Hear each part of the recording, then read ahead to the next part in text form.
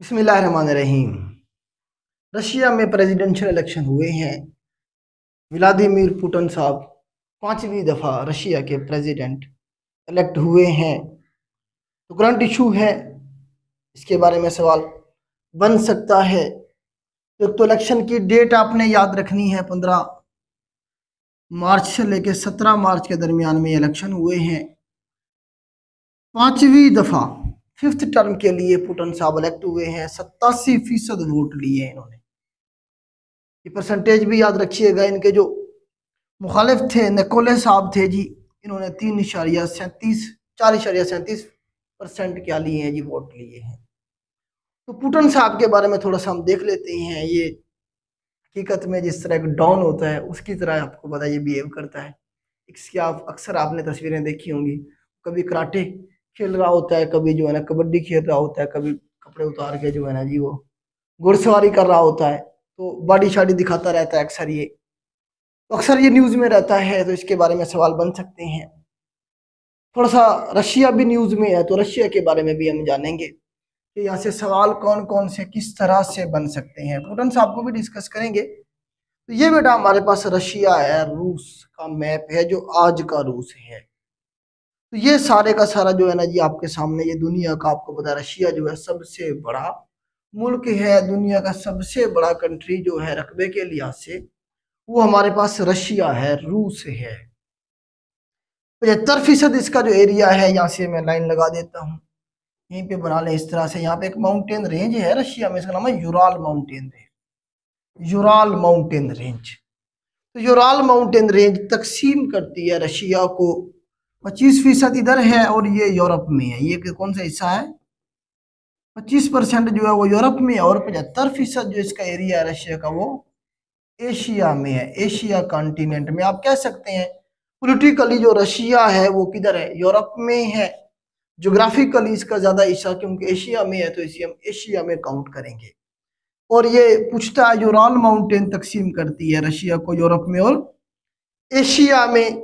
Capital इसका Moscow है, Europe वाली साइड में है मॉस्को। आपको पता है कि कैपिटल है रशिया का। करेंसी इनकी रूबल है, rouble. Rouble is currency of Russia. यहाँ पे आपको पता है क्रिमलन है, क्रिमलन पैलेस है रशिया में। मॉस्को में पूछता है किधर है? ये मॉस्को में है, रशिया में है। फिर इनका एक और सिटी है यहाँ पे ना, ये बाल्टिक सी के कोने पे यहाँ पे बनता है जाके ना, तो इसका नाम है हमारे पास सेंट पीटरबर्ग। ये भी सवाल बना है एक पेपर में कि सेंट पीटरबर्ग जो है ये कौन से कंट्री का सिटी है? तो ये भी रशिया का सिटी है। फिर यहाँ से आप देखें कि इनकी जो पार्लियामेंट है उसका नाम डूमा है। Duma is parliament. आप ये पूछ लेते हैं अक्सर पेपर में। डूमा जो है ये पार्लियामेंट है किसकी? रशिया की। और इनकी जो सीक्रेट एजेंसी थी कि उसका नाम था KGB। ये USSR के दिनों में इसने सर्व किया था, उसके बाद इसे खत्म कर दिया गया था। KGB अक्सर पूछता है कि जो है ना जी किसकी सीक्रेट एजेंसी है? रशिया की है।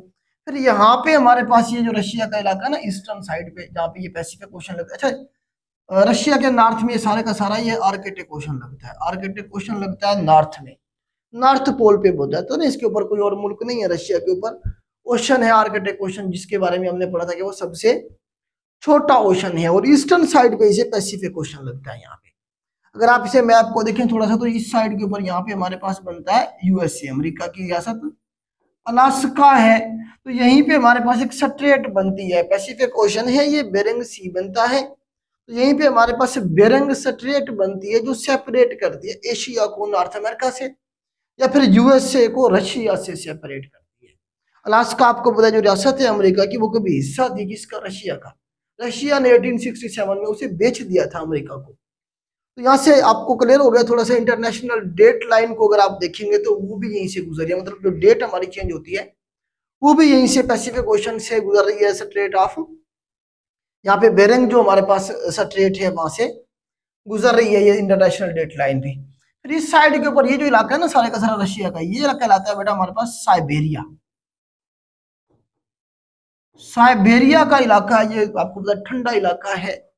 तो यहाँ पे जो है ना जी सर्दी बहुत पड़ती है। Coldest place in the world है, दुनिया में सबसे ठंडी जो जगह है वो अगर आप देखें तो ये हमारे पास साइबेरिया बनती है। यहाँ पे हमारे पास एक लेक है, इसका नाम है बेकाइल लेक। बेकाइल लेक 1642 मीटर इसकी डेप्थ है। तो ये दुनिया की डीपेस्ट लेक है। दुनिया की डीपेस्ट लेक के बारे में सवाल बनता है कि deepest lake in the world जो है हमारे पास वो कौन सी बनेगी बेटा? बेकाइल। बेकाइल बेकाइल लेक है और ये किधर है? रशिया में है। रशिया के साइबेरिया वाली साइड में है, एशिया में बन जाएगी ये। उसके अलावा बेटा इसका आपको थोड़ा सा हम देखते हैं, रशिया कभी यूएसएसआर हुआ करता था। रशिया कभी यूएसएसआर हुआ करता था, यहाँ इनकलाब आया। उसके बाद जरा कुछ चीजें हमने डिस्कस करनी है, तो हम जरा देखते हैं कि ये जो सारे का सारा रशिया है, इसके यहाँ पे बादशाह थी और यहाँ के जो बादशाह हुआ करते थे या हेड ऑफ द स्टेट जो हुआ करते थे, उन्हें जार कहा जाता था, जार रूस कहा जाता था। क्या कहा जाता था? जार रूस। तो यहाँ पे जो है ना जी, जो आखिरी जार था रशिया का, जो आखिरी बादशाह था, उसका नाम था निकोलस सेकंड। निकोलस सेकंड आखिरी जार था रशिया का। तो यहाँ पे जब आपको पता है कि जिस मुल्क में बादशाह होती है तो उन्हें अवाम से कोई गर्ज नहीं होती, वो अपनी उनकी अयाशियां चल रही होती हैं, अवाम भूखी मर रही होती है। तो यहाँ हालात बहुत ज्यादा खराब हो गए, लोग भूखे रहने पे मजबूर थे। जबकि वो देखते थे उनके जो हुक्मरान तबका था वो क्या करता था, अपनी अयाशी में पड़ा होता था, उनके खाबे नहीं खत्म होते। जिस तरह हमारे मुल्क में आपके सामने हमारे जो अशराफिया है उनके अयाशियां नहीं खत्म होती और अवाम की हालत आपके सामने है। तो यहाँ भी कुछ सूरत हाल वैसी ही थी। तो यहाँ पे इनकलाब आया। इनकलाब बेटा आएगा 1917 में। 1917 में रशिया में इनकलाब आया। इस इनकलाब के दो तीन नाम हैं। एक इसे हम बुल्शेविक रेवोल्यूशन कहते हैं, दूसरा इसे हम कह सकते हैं जी रशियन रेवोल्यूशन, तीसरा इसे हम जो है ना जी कह सकते हैं अक्टूबर रेवोल्यूशन। पूछता है पेपर में, अक्टूबर में ही आया था। अच्छा, पहले इससे पहले फरवरी में भी आया था, फरवरी में भी आया था, लेकिन उसे हम नहीं कहेंगे अक्टूबर रेवोल्यूशन या फिर जो है ना जी बुल्शेविक रेवोल्यूशन। रशिया में जो इनकलाब आया था उसके पीछे व्लादिमीर लेनिन साहब थे। कौन थे जी? Vladimir Lenin. व्लादिमीर लेनिन साहब थे, इसके पीछे स्टालिन था और भी बहुत सारे लोग थे। मेन जो नाम है आपने याद रखना है व्लादिमीर लेनिन। तो लेनिन साहब लीड कर रहे थे, इनकी पार्टी का नाम था आप कह सकते हैं बुल्शेविक। इस वजह से बुल्शेविक रेवोल्यूशन कहेंगे, इसे हम रशियन रेवोल्यूशन कहेंगे, इसे हम कम्युनिस्ट रेवोल्यूशन कह लें आप इसे, या जो है ना इसे अक्टूबर रेवोल्यूशन भी वो आपको कहेगा। 1917 में ही आया था, अक्टूबर की बात है। तो इस तरह से निकोलस सेकंड के खिलाफ आवाम निकली और जो अशराफिया थी उसे पकड़ पकड़ के मारा जाने लगा। ये जो लोग थे अशराफिया जो थी, उन्हें फायरिंग स्क्वाड के सामने खड़ा करके गोली मार दी गई। इस तरह से जो है ना व्लादिमीर लेनिन साहब ने फिर दोबारा से ऑर्गेनाइज किया चीजों को और फिर बनेगा आगे चल के यूएसएसआर। यूएसएसआर इसका एब्रिविएशन पूछ लेता है तो ये 1922 में बना था और ये 1991 तक रहा। 1991 में ये टूट गया था। तो एब्रिविएशन इसका है बेटा यूनियन, यू से यूनियन, एस से स्वेत, यूनियन ऑफ स्वेत सोशलिस्ट रिपब्लिक इसका एब्रिविएशन था। क्यों बना? इसके साथ ही जो बाकी मुल्क थे यहाँ पे छोटे छोटे, लटीविया, लिथुआनिया, एस्टोनिया, यूक्रेन, बेलारूस, अगर इधर देखें आप, यहाँ पे हमारे पास कजाकिस्तान, उज्बेकिस्तान, ताजिकिस्तान, ये सारे मुल्क, जॉर्जिया, ये सारे जो कंट्रीज थे, ये सारे के सारे कंट्रीज ये भी साथ मिल गया यूएसएसआर के। उन्होंने कहा जी हम भी आपके साथ रहेंगे। जिस तरह से आपको पता है कि सल्तनत उस्मानिया मौजूद बनी थी, तो सल्तनत उस्मानिया में आपको पता है कौन कौन थे? सल्तनत उस्मानिया में आपको पता है इराक भी था, उसमें हमारे पास शाम भी था, उसमें हमारे पास फलस्तीन भी था, सऊदी अरब का सारा इलाका सल्तनत उस्मानिया का हिस्सा था। तो इस तरह से सल्तनत उस्मानिया यहाँ टूट रही थी। कुछ सल्तनत उस्मानिया के कुछ इलाके इसके साथ शामिल हो गए थे, कुछ बाकी इधर से यूरोप के कंट्रीज भी इसमें शामिल हो गए। बहुत बड़ी जो है ना जी यूनियन बनी, जिसे क्या नाम दिया गया? यूनियन, यूएसएसआर का नाम दिया गया। ये 1922 में बनी थी, 1991 तक ये रहेगी। लेनिन साहब ने ये सारी चीजें सेट की थी। लेनिन के मरने के बाद 1924 में वो मर जाता है तो फिर स्टालिन आ जाता है। स्टालिन फिर संभालता है चीजों को आहिस्ता आहिस्ता जो है ना। तो इस तरह से आप ये देखें कि अच्छा, लेनिन के नाम पे लेनिन प्राइज भी है। आपको पता है कि लेनिन प्राइज जो है रशिया का सबसे बड़ा अवार्ड है। पाकिस्तान की भी दो पर्सनैलिटी ऐसी हैं जिन्हें लेनिन प्राइज दिया गया है। तो लेनिन प्राइज 1925 में ही शुरू किया गया। सवाल पूछता है पेपर में कब शुरू किया गया? ये 1925 में ही शुरू किया गया। ये व्लादिमीर लेनिन के नाम पे है। व्लादिमीर लेनिन साहब जो उनके फाउंडर हैं यूएसएसआर के या रशिया में इनकलाब लाने के, उसके नाम पे ये शुरू किया गया था। व्लादिमीर लेनिन साहब के नाम पे 1925 में पहली दफा अवार्ड किया गया था। तो पाकिस्तानी कौन कौन सी हैं जी? एक आपको बताया कि फैज अहमद फैज साहब हैं, 1962 में उन्हें अवार्ड दिया गया, लेनिन प्राइज दिया गया। तो उसके बाद आपको बताया अब्दुल सत्तार ईदी साहब हैं, जिन्हें 1988 में ललन प्राइज दिया गया। तो दो पाकिस्तानी है, इनके बारे में भी सवाल बन जाते हैं, क्योंकि हम कमीशन के एग्जाम के अकॉर्डिंग देख रहे हैं चीज़ों को, तो ये सवाल सारे बन जाते हैं। इस तरह से आप इन्हें देख लेंगे। अच्छा, अब ये स्टर्लिन आ गया, सेकेंड वर्ल्ड वार के दौरान भी वही रहा। इस तरह से फिर कोल्ड वार शुरू हो गई। कोल्ड वार में एक कैंप ये था रशिया का और उसके हामियों का, एक कैंप अमेरिका का था। तो पाकिस्तान उस वक्त अमेरिका के कैंप में था, हमारे ताल्लुकात अच्छे नहीं थे। U2 इंसिडेंट हमने डिस्कस किया ऑलरेडी, जो हुआ था 1960 में। पाकिस्तान से जो जहाज उड़ के जाते थे रशिया की, जासूसी करते थे, और उसके बाद उन्होंने जहाज गिरा लिया था, और उसके बाद एक जंग की सूरत हाल पैदा हो गई थी। तो अयूब खान साहब ने फिर बातचीत करके मामला को ठंडा किया था। तो इस तरह का ये वो दौर था सारा कोल्ड वार का। कोल्ड वार में अमेरिका और रशिया आमने सामने थे, लेकिन इनडायरेक्टली दूसरे मुल्कों के जरिए लड़ रहे थे, ये आपस में नहीं, डायरेक्टली नहीं लड़े। तो उस वक्त देखें आपको जो है ना जी, ये यहाँ नीचे अफगानिस्तान है, ये हमारे पास, ये अगर आप देखें मैप के अंदर, ये चाइना है, चाइना के नीचे साथ पाकिस्तान, यहाँ पे हमारे पास पाकिस्तान के वेस्ट में अफगानिस्तान है। तो अफगानिस्तान के ऊपर ये रशिया, यहाँ तक रशिया बैठा हुआ था यहाँ तक। रशिया ने क्या किया, अटैक कर दिया अफगानिस्तान पे 1979 में। इसे मैं जरा रेज कर देता हूँ। 1979 में रशिया ने अटैक कर दिया अफगानिस्तान पे। किस पे अटैक किया? अफगानिस्तान पे अटैक कर दिया। जंग लंबी हो गई, और जंग कब तक चलेगी? 1989 तक चलेगी। इसमें फिर पाकिस्तान ने भी अपना किरदार अदा किया।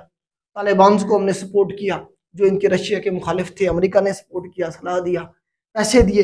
अल्टीमेटली तालिबान लड़े, और लड़ने के बाद यहाँ से रशियंस को हरा दिया गया। रशियन यहाँ से जंग हार गए 89 में, रशिया यहाँ से निकल गया। रशिया यहाँ से निकल गया। अब जंग जब इतनी लंबी जब चली जाती है, तो मुल्क की जो मीशत है वो कमजोर हो जाती है। हुआ ये कि रशिया जो था, वहां पे हालात बहुत खराब हो गए इकोनॉमिकली, और वहां पे भूख का दौर दौरा था। जब भूख होगी, लोगों के पास खाने के लिए कुछ नहीं होगा, ये जो रियासतें बाकी साथ मिली हुई थी रशिया की, उन्होंने कहा जी जंग रशिया की, हम क्यों उसकी कीमत अदा करें। तो इन्होंने क्या किया, आजाद होना शुरू कर दिया। कजाकिस्तान आजाद हुआ, फिर ये सारे मुल्क जो थे आहिस्ता आहिस्ता ये क्या हो गया, अलग होना शुरू हो गए। 1991 में 26 दिसंबर 1991 तक तकरीबन कोई 14 मुल्क थे जो इससे रशिया से अलग हो गए। मतलब जो यूएसएसआर था वो टूट गया। यूएसएसआर जो था ये ब्रेक हो गया। सवाल बनता है कब ब्रेक हुआ? 26 दिसंबर 1991 को यूएसएसआर टूट गया। जो रशिया एक ग्रेट एम्पायर था वो तबाह हो गया। जब ये रशिया टूट रहा था, तो उस वक्त पुतिन साहब यहाँ बैठे हुए थे। कहाँ पे? जर्मनी में। जर्मनी में बैठे हुए थे पुतिन साहब, क्योंकि जर्मनी जो था ये सेकेंड वर्ल्ड वार के बाद दो हिस्सों में तकसीम कर दिया गया था। एक रशिया के पास था, एक इधर से, बाकी फ्रांस और बरतानिया और अमेरिका देख रहे थे। वैसे इसके 4 इसके सेक्शन बनाए गए थे। बेसिकली आप कहेंगे 2 कंट्रीज में डिवाइड कर दिया गया। दरमियान में दीवारें बर्लिन बना दी गई थी। दीवारें बर्लिन बनाई गई थी बेटा, ये बनी थी 69 में, और 62 में तकरीबन ये बनी थी दीवारें बर्लिन, और ये 89 में तकरीबन जो है ना जाके से गिरा दिया गया था। 89 के अंदर 1989 में दीवारें बर्लिन को गिरा दिया गया। तो पुतिन साहब यहाँ पे मौजूद थे, ईस्टर्न जर्मनी में आप कह सकते हैं। तो यहाँ पे जो है ना पुतिन साहब मौजूद थे। तो यहाँ पे जर्मनी के जब लोगों ने दीवार गिरा दी, और रशियंस को ढूंढ ढूंढ के जब वो मार रहे थे, उस वक्त पुतिन साहब यहाँ से भाग के मॉस्को पहुंचने में कामयाब हुए। और ये केजीबी के में सर्व कर रहे थे। केजीबी जो मैंने आपको बताई, ये एजेंसी थी किसकी? सीक्रेट एजेंसी थी किसकी बेटा? रशिया की। तो उसमें ये क्या थे, एक एम्प्लॉय थे, उसमें ड्यूटी सर अंजाम दे रहे थे जर्मनी में। तो इस तरह से ये यहाँ पहुंचने में कामयाब हो गए। इन्होंने रशिया को टूटते हुए देखा, क्योंकि केजीबी का काम यही था कि वो क्या करे, मुल्क के खिलाफ जो दुश्मन थे उन्हें कैफर किरदार तक पहुंचाए। अंदर और बैरूनी जो बादशाह सलामत के खिलाफ साजिशें क्या करते थे, उनके खिलाफ उन्हें ठिकाने लगाना इसका काम था। तो पुतिन साहब यही कर रहे थे। पुतिन साहब इस काम को अच्छी तरह से जानते थे। जब पुतिन साहब वापस आए, तो इन्होंने आके रिजाइन किया, एक तो अपनी जो है ना जो सरकारी नौकरी थी उससे। उसके बाद इन्होंने सियासत शुरू कर दी। सियासत जब इन्होंने शुरू की, तो उसके बाद ये ऐसा इनका प्लान ये था कि मैं मुल्क को दोबारा से ग्रेट रशिया बनाऊंगा। अब रशिया के हालात बहुत खराब थे, रशिया में फाइनेंशियली बहुत ज्यादा वीक हो चुका था, और इस तरह से जो है ना रशिया सर्वाइव कर रहा था। अब यहाँ पे एक मुल्क है छोटा सा, अगर आप देखेंगे ना यहीं पे, चेचिनिया जिसे कहते हैं, चेचिनिया रशिया के हिस्सा है। आजकल रशिया का हिस्सा है। रिपब्लिक ऑफ चेचिनिया जो है रशिया का हिस्सा है। तो चेचिनिया ने जो है ना जी आज़ादी का ऐलान कर दिया। इन्होंने कहा जी हम भी रशिया से अलग हो रहे हैं। पहले हालांकि इन्होंने कहा था कि हम रशिया के साथ रहेंगे, रेफरेंडम जब हुआ था, लेकिन बाद में उन्होंने ऐलान कर दिया कि जी हम इससे अलग हो जाएंगे। तो जब उन्होंने ऐलान किया, तो रशिया ने क्या किया, उनके ऊपर फौज चढ़ा दी कि अभी आप तो हमारे साथ रहेंगे। जब इन्होंने आर्मी चढ़ाई किस पे? चेचिनिया पे, हुआ ये कि चेचन जो थे वो लड़े, और उन्होंने रशियन फौज को शिकस्त दे दी। एक पहले शिकस्त हो गई थी अफगान वार में, रशिया को एक और शिकस्त का सामना करना पड़ा, रशिया की रही सही इज्जत भी खत्म हो, जो भरम था वो सारे का सारा खत्म हो। इस तरह से ये सारे जब मामला, और चचेनिया ने क्या कर लिया, अपनी इंडिपेंडेंस डिक्लेयर कर दिया। उसे एक्सेप्ट किसी ने नहीं किया, लेकिन उन्होंने ऐलान तो कर दिया था ना। इस तरह से जो है ना मामला आगे चले तो आगे चल के पुतिन साहब जो है ना गवर्नमेंट का हिस्सा बनेंगे। तो जो उस वक्त के प्रेसिडेंट थे उसके पहले जो है ना जी छोटे मतलब है कि मुलाजिम के तौर पर उसके साथ आते हैं, फिर आहिस्ता आहिस्ता ये प्राइम मिनिस्टर बना दिए जाते हैं। किसके? रशिया के। 99 की ये बात है, 99 की ये बात। जब ये प्राइम मिनिस्टर होते हैं, प्रेसिडेंट कोई और होता है। वैसे सोल पावर जो थी सारी की सारी वो प्रेसिडेंट के पास होती है, प्राइम मिनिस्टर बड़ा नाम होता है। खैर ये प्राइम मिनिस्टर था तो इसने क्या किया जी, इसने चचेनिया को वापस लेने का फैसला किया। इसने चचेनिया पे फौज चढ़ा दी और साथ में ही कहा जाता है कि मॉस्को में धमाके हुए बहुत सारे, और उनका इल्जाम भी चचेनिया पे लगाया गया कि जी यहाँ पे जो चचेन बागी हैं इन्होंने क्या किया, हमले किया। इस तरह से जो है ना क्या हुआ जी, उसका इल्जाम भी उन्हीं के ऊपर लगाया गया। उस तरह से और भी ज्यादा खोजपूछी की गई। लोगों ने ये कहा कि ये पुतिन साहब ने खुद करवाए हैं ताकि इसका इल्जाम चचेनिया पे लगा के उसके ऊपर फौज चढ़ा सके, ये कहा जाता है। खैर जी इस तरह से जो है ना जिसने क्या किया, फौज पूरी चढ़ा दी और जो है ना चचेनिया के साथ इसने जंग की और ये जंग जीत गया। ये जंग जीत गया, चचेनिया के लोग जंग हार गए। इस तरह से इसने चचेनिया को दोबारा रशिया का हिस्सा बना दिया। लोगों को तो यही चीज चाहिए थी। लोगों ने तो देखा हुआ था ग्रेट यूएसएसआर, वो चाहते थे कोई आए जो हमारे दिल की बात करे और हमारी जो खोए हुए इलाके हैं वापस लेके दे। तो इसने तकरीरें की, इस तरह से जो है ना इसकी अवाम में पजीराई होगी। अगले साल इलेक्शन होने थे तो 2000 के अंदर ये क्या हो गया जी, प्रेसिडेंट बन गया। ये इसने रिजाइन कर दिया, जो पहला प्रेसिडेंट था वो पूरा हो चुका था, उसके बाद इसे प्रेसिडेंट बना दिया गया 2000 की बाद। सन 2000 के अंदर ये क्या बना जी, रशिया का प्रेसिडेंट बन गया। अब 2000 से लेकर 2008 तक इसने 2 टर्म पूरी की प्रेसिडेंट की, 2 दफा प्रेसिडेंट बना। ये रशिया के कानून में ये था कि जो है ना जी आप 4 साल के लिए प्रेसिडेंट बन सकते हैं और मैक्सिमम 2 टर्म है। तो 2 टर्म पूरी कर ली 4 साल की करके इसने 8 साल। अब ये प्रेसिडेंट बन नहीं सकता था तो इसने क्या किया जी, एक प्राइम मिनिस्टर बनाया। ये खुद प्राइम मिनिस्टर बन गया 2008 से 2012 तक, और प्रेसिडेंट इसने अपना एक पपेट बैठा दिया, अपना एक वफादार था उसे प्रेसिडेंट बनवा दिया और खुद ये क्या बन गया, पीएम बन गया। उसी दौरान जो है ना जिसने क्या की, उसके बाद फिर जब 2012 में इलेक्शन हुए उसी दौरान इसने कानून चेंज करवा दिया कि 2 से ज्यादा बार भी कोई प्रेसिडेंट बन सकता है, और टर्म भी 4 साल के बजाय 6 साल कर दी गई। इस वक्त रशिया में प्रेसिडेंट की जो टर्म होती है वो 6 साल होती है, पाकिस्तान में 5 साल है। तो इस तरह से इसने क्या किया जी, 2012 में दोबारा से ये इलेक्शन लड़ा और फिर से 2012 से लेके 2018 तक के लिए फिर ये क्या बन गया, प्रेसिडेंट बन गया रशिया का। फिर 2018 में फिर इलेक्शन हुए, फिर बन गया 2024 तक के लिए। 2024 में अब फिर इलेक्शन हुए, अब फिर ये प्रेसिडेंट बन गया 2030 तक के। अभी 2030 तक ये रहेगा, 2030 में भी ये ऐसे ही कुछ ना कुछ करके क्या करेगा, दोबारा से इलेक्शन जीत जाएगा। तो 2036 तक ये ऑफिशियली प्रेसिडेंट रह सकता है। तो जो भी इसके मुखालिफ खड़ा होता है ये क्या करता है, उसे मरवा देता है। पिछले दिनों जो इसका मुखालिफ था इसे उसने करप्शन के इल्जाम में पहले गिरफ्तार किया, जेल में बंद किया और उसके बाद उसे जेल में मरवा दिया गया। इस तरह से मतलब जो भी इसके पुतिन के खिलाफ खड़ा हुआ है वो मारा गया। मतलब एक जिस तरह मॉन्स्टर तबीयत होती है ना कि इंसान की, बिल्कुल वैसे ही मॉन्स्टर की तरह ये है। तो इसमें आप ये देखें कि अपने मुल्क के लिए बहुत अच्छा है, ये अपने मुल्क के लिए बहुत अच्छा है। इसने रशिया को दोबारा खड़ा कर दिया है, यूएसएसआर के दिन याद करवा दिए हैं। तो इस तरह से बेटा ये रशिया के हवाले से सवाल बन सकते थे। उम्मीद करता हूँ आपको मैं समझा पाया हूँगा। तो आज के लिए इतना ही बेटा। ये जो लेक्चर है अपने दोस्तों के साथ ज़रूर शेयर किया करें, सदका जारिया समझ के। अगर आपके शेयर करने की वजह से कोई 2-4 अल्फाज सीख लेता है तो इंशाल्लाह उसका जो सवाब है आपको भी मिलेगा। हम ये फ्री ऑफ कास्ट कर रहे हैं आपके लिए। आज के लिए इतना ही बेटा, अल्लाह हाफिज़।